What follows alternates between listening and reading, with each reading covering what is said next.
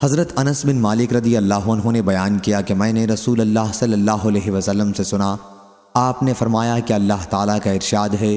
کہ جب میں اپنے کسی بندے کو اس کے دو محبوب اعضاء آنکھوں کے بارے میں آزماتا ہوں، یعنی نابینا کر دیتا ہوں، اور وہ اس پر صبر کرتا ہے تو اس کے بدلے میں اسے جنت دیتا ہوں۔ صحیح بخاری حدیث نمبر 5653۔ عاصم نے خبر دی، کہا کہ میں نے ابو عثمان سے سنا اور انہوں نے اسامہ بن زید رضی اللہ عنہ سے کہ نبی کریم صلی اللہ علیہ وسلم کی ایک صاحبزادی حضرت زینب رضی اللہ عنہا نے آپ کو کہلوا بھیجا۔ اس وقت حضور اکرم صلی اللہ علیہ وسلم کے ساتھ حضرت سعد رضی اللہ عنہ اور ہمارا خیال ہے کہ حضرت ابی بن کعب رضی اللہ عنہ تھے کہ میری بچی بستر مرگ پر پڑی ہے، اس لیے حضرت صلی اللہ علیہ وسلم ہمارے یہاں تشریف لائیں۔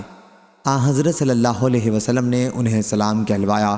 اور فرمایا کہ اللہ تعالیٰ کو اختیار ہے، جو چاہے دے اور جو چاہے لے لے،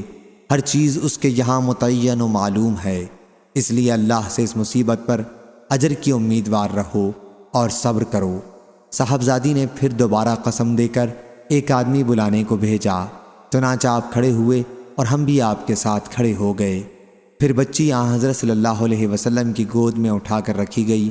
اور وہ جانکنی کے عالم میں پریشان تھی، آپ کی آنکھوں میں آنسو آ گئے۔ اس پر حضرت سعد رضی اللہ عنہ نے عرض کیا کہ یا رسول اللہ صلی اللہ علیہ وسلم، یہ کیا ہے؟ حضور اکرم صلی اللہ علیہ وسلم نے فرمایا، یہ رحمت ہے، اللہ تعالیٰ اپنے بندوں میں سے جس کے دل میں چاہتا ہے رکھتا ہے، اور اللہ تعالیٰ بھی اپنے انہی بندوں پر رحم کرتا ہے جو خود بھی رحم کرنے والے ہوتے ہیں۔ صحیح بخاری حدیث نمبر 5655۔